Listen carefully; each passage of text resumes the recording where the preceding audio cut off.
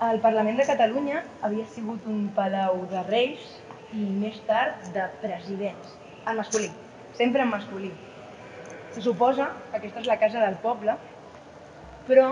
el que veiem al nostre voltant no sé si sembla massa mundà, massa terrenal. Aquí dins hi ha espai per una mirada de gènere? De fet, m'ho preguntes en el moment en què el Parlament ha fet més mirada de gènere que mai, perquè amb la legislatura del president de Forcadell vam començar a fer reforma horària, cosa que ajuda a la conciliació familiar, i també vam començar els plens amb les dades oficials de feminicidis, cosa que tampoc s'havia fet mai, i aquesta legislatura actual, amb el president Torrent, hem fet el primer Parlament de les Dones i estem fent un pla d'igualtat que també incorpora un protocol contra l'assetjament. Per tant, malgrat que segueix sent un espai de presidents i de reis i un espai molt masculinitzat, perquè la política ho és, i per tant els partits polítics i tots els espais de militància, sí que és cert que el Parlament està intentant fer aquesta mirada de gènere i que he tingut la sort de poder-la viure en primera persona. Precisament fa res aquesta setmana el Departament de Justícia ha anunciat que està començant una revisió exhaustiva sobre el Codi Civil de Catalunya. Aquesta mirada serà només a nivell estètic o realment hi haurà diferències i notarem un avenç pels drets de les dones? Aviam, fer aquesta revisió del Codi Civil vol dir llenguatge inclusiu, vol dir totes les expressions masclistes o patriarcals que s'eliminen, i per tant hi ha una part que és de llenguatge, hi ha una part que sí que potser és estètica, però que sigui estètica no vol dir que no aprofundeixi en política, i m'explico. En el moment en què tu fas una revisió estètica del llenguatge, modifiques la realitat. En aquest sentit, aprofundeixes, per exemple, en la diversitat familiar, només amb un canvi estètic. Quan deixes de parlar de pare o mare constantment, el concepte de la família s'amplia només amb una revisió lingüística del llenguatge. Per tant, la revisió del Codi Civil no modifica absolutament la realitat. És cert que ha d'anar acompanyada de moltes polítiques de gènere, però sí que és cert que fins ara hi havia una sèrie d'ítems dintre del Codi Civil que feien que donéssim per vàlida una realitat que nosaltres no compartim. Per tant, amb aquesta revisió, finalment, el que provoques és que una sèrie de coses que donàvem per normals, per acceptables, les elimines de l'equació. Suposo que estaràs d'acord amb mi que aquesta revisió i totes les coses que feu respecte a aquest tema és feminitzar la política. Per què és tan necessari? Bé, primer per una qüestió de salut democràtica, perquè, com bé deies, aquest espai que està molt masculinitzat finalment ha de ser la casa del poble i hem de representar a la nostra ciutadania. I la nostra ciutadania no hi ha un 80% d'homes i un 20% de dones. Per tant, només per salut democràtica hauríem de ser meitat i meitat, però a més penso que les dones tenim l'oportunitat de generar noves dinàmiques, perquè ja no és tant que entrin el mateix número d'homes que de dones, perquè el fet de ser dones no ens converteix per art de màgia en feministes, però sí que és cert que hi ha una sèrie de dinàmiques que nosaltres podem revertir i que d'alguna manera ajuden amb el lideratge de moltes dones a canviar coses que estaven instal·lades. Per tant, feminitzar la política vol dir salut democràtica, vol dir ser més justos i també vol dir intentar canviar moltes coses que s'han fet tota la vida així i que, per tant, les primeres dones que van entrar en política es van veure obligades a jugar amb les mateixes regles del joc. Per tant, utilitzaven les mateixes maneres de liderar, d'utilitzar el poder, i penso que en el moment en què comencem a entrar i entrar i entrar fins a arribar a la igualtat efectiva, entre totes nosaltres podem generar un nou lideratge que fins ara, per manca de pluralitat, les dones s'han vist obligades a imitar com ho feien els homes, i penso que això no forma part ja del segle XXI. Tindries algun exemple concret d'aquestes dinàmiques més masclistes més ràncies o com li Sí, vulguis dir? doncs, per exemple, penso en les reunions que fem, no?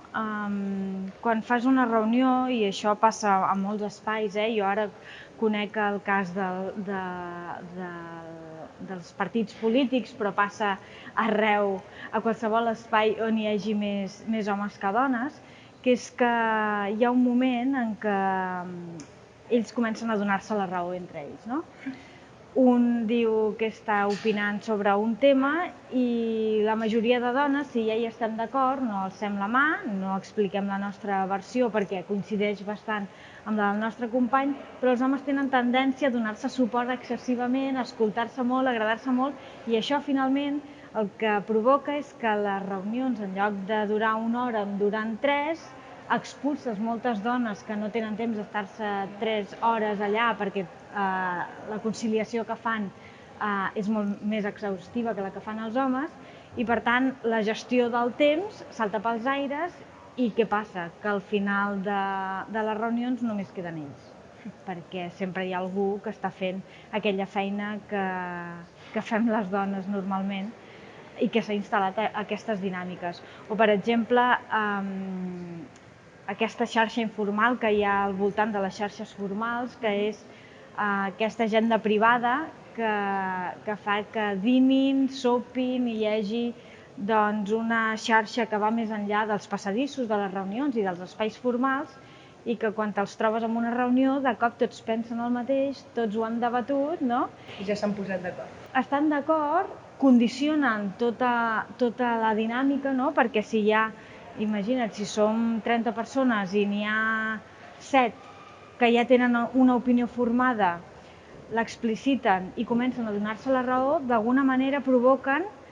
que, com que tu no hi has reflexionat, t'acabes adherint a una sèrie de coses que potser quan arribes a casa i ho penses una miqueta més, doncs potser discreparies, no? I això són dinàmiques que s'han donat, que les dones podem revertir, que penso que per revertir-les primer haurem de jugar amb les mateixes regles del joc i fer la nostra pròpia xarxa informal, però alhora penso que també en el moment en què lidera una dona l'espai de poder és compartit, les coses es consulten, hi ha més consens, s'intenta arribar no tant com que jo opino això s'haurà de fer això, no? I penso que aquest poder compartit i no aquesta manera de concebre el poder com una cosa que et pertany serà molt positiu pel país. Tu precisament vas posar el teu granet de sorra, possiblement per feminitzar la política, quan vas explicar aquí, en seu parlamentària, que havia sigut supervivent de violència masclista. Una cosa tenim clara, la violència masclista no té classe, no té ideologia, no té ofici, no té perfil, no té nacionalitat, no té estatus, no té llengua. I les dones, com deia, estem cansades, estem enfadades, estem fartes, però tenim una arma, el testimoni. Una arma que ens fa més fortes, que ens ajuda a visibilitzar-nos, alçar la veu i tenir-ne una de pròpia. Ara, la història també l'explicarem nosaltres. I precisament perquè el testimoni és la nostra arma, avui vull seguir l'exemple de la companya Fallaràs i acabaré com he començat, el meu propi Cuéntalo, per trencar tant silenci. Hola,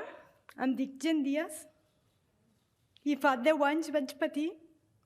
violència masclista, física i psicològica,